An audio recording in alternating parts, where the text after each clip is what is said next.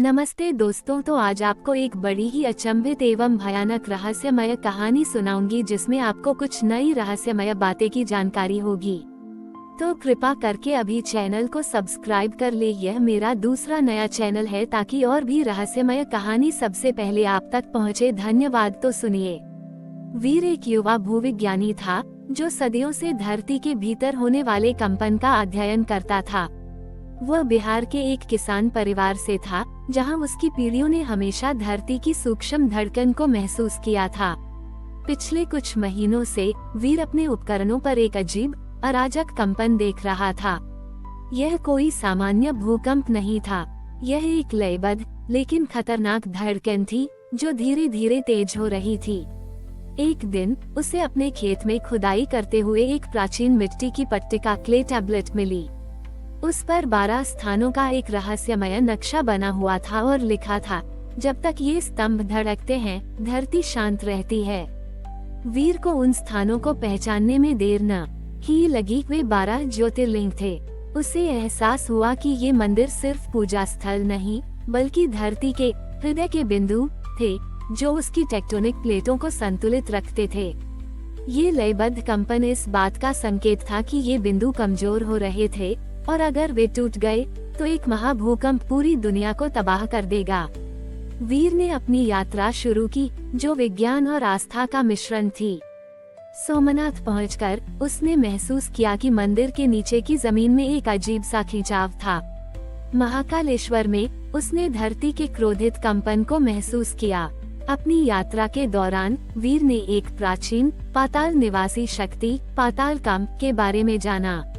यह एक ऐसा अस्तित्व था जो भूगर्भीय अस्थिरता पर पनपता था और ज्योतिर्लिंगों की ऊर्जा को कमजोर कर रहा था ताकि वह आजाद हो सके। उसकी यात्रा में एक और खतरा था, एक लालची खनन निगम जो धरती के नीचे से दुर्लभ धातुएं निकालने के लिए बहुत गहराई तक खुदाई कर रहा था। उनकी खुदाई से पाताल कंप को और ताकत मिल रही थी। वे वीर को रोकने की कोशिश करते थे क्योंकि उन्हें लगता था कि वो उनके खनन के काम में बाधा डाल रहा है। वीर ने लगातार भूकंप, भूस्खलन और जमीन में पड़ रही दरारों का सामना किया। उसकी अंतिम मंजिल केदारनाथ थी, जहां धरती का दिल सबसे कमजोर था। वहां पाताल कंप अपनी पूरी शक्ति से बाहर आने वाला था। जमीन हिल रही थी और हवा में धूल और पत्थर उड़ रहे थे। वीर ज्योतिर्लिंग के पास पहुंचा, लेकिन डॉक्टर विराज की तरह उसके पास कोई उपकरण नहीं था। उसके पास सिर्फ उसकी आस्था और धरती से उसका गहरा जुड़ाव था। उसने अपने शरीर को जमीन पर लिटा दिया और अपनी सारी चेतना को ज्योतिर्लिंग की ऊर्जा से जोड़ दिया। उसने अपनी खुद की दिल की धड़कन को धरती की धड़कन के साथ मिलाने की कोशिश की। शांत हो जाओ, शांत हो जाओ, उसने अपने मन में दोहराया। एक पल के लिए उसे लगा जैसे उसका दिल फट जाएगा। पाताल कंप की अराजक ऊर्जा उसके शरीर से टकरा रही थी, लेकिन वह नहीं हिला। धीरे धीरे उसकी धड़कन ज्योतिर्लिंग की धड़कन के साथ एक हो गई, एक शांत लय में। एक बार फिर धरती की धड़कन लय में आ गई। कंपन शांत हो गया और टेक्टोनिक प्लेटें अपनी जगह पर वापस आ गईं। पाताल कंप को वापस उसकी जगह पर सील कर दिया गया था। वीर दुनिया को बचाने के बाद एक भूविज्ञानी नहीं बल्कि धरती की धड़कन का संरक्षक बन गया था। वो अपने गांव वापस लौट आया, जहां उसने अपना जीवन धरती की पूजा करने और उसकी धड़कन को सुनने में बिताया। केदारनाथ में वीर की जीत के बाद दुनिया में एक नई शांति लौट आई थी। भूकंप शांत हो गए थे और धरती एक शांत स्थिर लय में धड़क रही थी। वीर अपने गांव में एक साधारण किसान का जीवन जीता था, लेकिन उसका काम अब भी जारी था। वो हर सुबह नंगे पैर खेत में चलता, धरती की धड़कन को सुनता और उसकी लय को महसूस करता। कुछ साल इसी तरह शांति से बीते, लेकिन एक दिन वीर ने उस लय में एक अजीब सा बदलाव महसूस किया। यह कोई कंपन नहीं था बल्कि एक कृत्रिम यांत्रिक हम थी, एक सिंथेटिक लय जो धरती की प्राकृतिक धड़कन को धीरे धीरे दबा रही थी। ये ध्वनि धीरे धीरे पूरी दुनिया में फैल रही थी और वीर को लगा जैसे धरती की सांसें घुट रही हों। अपनी जांच से उसे पता चला कि यह कृत्रिम लय एक नई तकनीक से आ रही थी। वही खनन निगम जिसने पहले तबाही मचाई थी, अब एक नए नाम टेरा पल्स इनोवेशंस के साथ वापस आ गया था। उनका नया सीईओ एक डेटा संचालित महिला थी जो मानती थी कि वे धरती को स्थिर कर सकते हैं और उसकी ऊर्जा को नियंत्रित कर सकते हैं। उन्होंने धरती के नीचे सेंसरों का एक नेटवर्क बनाया था जो ज्योतिर्लिंगों की धड़कन को मापते थे और उसे अपनी कृत्रिम लय से नियंत्रित करते थे। उनका मकसद असीमित भू-तापीय ऊर्जा पैदा करना था, लेकिन वे अनजाने में धरती की प्राकृतिक लय को नष्ट कर रहे थे। वीर जानता था कि यह सिर्फ एक बड़ी तबाही की शुरुआत थी।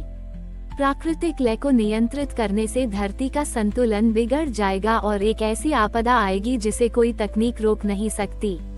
उसका नया मिशन था इस नेटवर्क को बंद करना। वो कंपनी के मुख्य केंद्र तक पहुंचा, जो एक सक्रिय फॉल्ट लाइन पर बनाया गया था। वहां उसने सीईओ से मुलाकात की, जो उसे अपने डेटा से दिखा रही थी कि उनकी तकनीक कितनी सफल थी।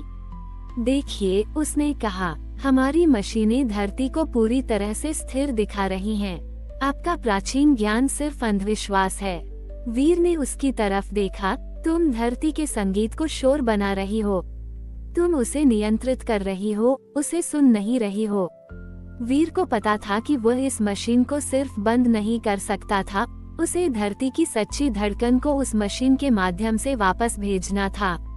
उसने अपने जूते उतारे, अपनी आंखें बंद की और अपनी चेतना को सीधे कंपनी के सेंसर नेटवर्क से जोड़ दिया। उसने अपनी सारी शक्ति से धरती की सच्ची कच्ची धड़कन को महसूस किया, उसकी लहरें, उसकी लय, उसकी खामियां, उसका जीवन। उसने अपने भीतर की धड़कन को उस नेटवर्क में प्रवाहित कर दिया। मशीनें चीखने लगीं। उनका स्थिर डेटा एक अराजक लहरों में बदल गया जो उनके उपकरणों को तोड़ रही थी। सीईओ ने घबराकर स्क्रीन को देखा, जहां धरती का दिल एक पागल लय में धड़क रहा था, जिसे उनकी मशीनें समझ नहीं पा रही थीं। ये धरती का असली संगीत था। कंपनी का नेटवर्क ठप हो गया। सीईओ ने वीर को देखा, उसकी आंखों में अब डेटा की जगह भय था। उसने पहली बार धरती की कच्ची, अनियंत्रित शक्ति को महसूस किया था। वीर ने एक बार फिर धरती को बचाया था। वह अब न तो सिर्फ एक भूविज्ञानी था और न ही सिर्फ एक किसान। वह ज्ञान और आस्था के बीच का सेतु बन गया था। वह उन वैज्ञानिकों को सिखाता था कि तकनीक को प्रकृति का नौकर होना चाहिए, उसका स्वामी नहीं। उस घटना के बाद सीईओ ने अपनी कंपनी को त्याग दिया। उन्होंने वीर से माफी मांगी और उनकी छात्रा बन गईं। उन्होंने अपने विज्ञान और ज्ञान को वीर के साथ मिला दिया। दोनों ने मिलकर वीर के गांव में एक छोटा सा केंद्र स्थापित किया, जिसे वे धरती की पाठशाला कहते थे।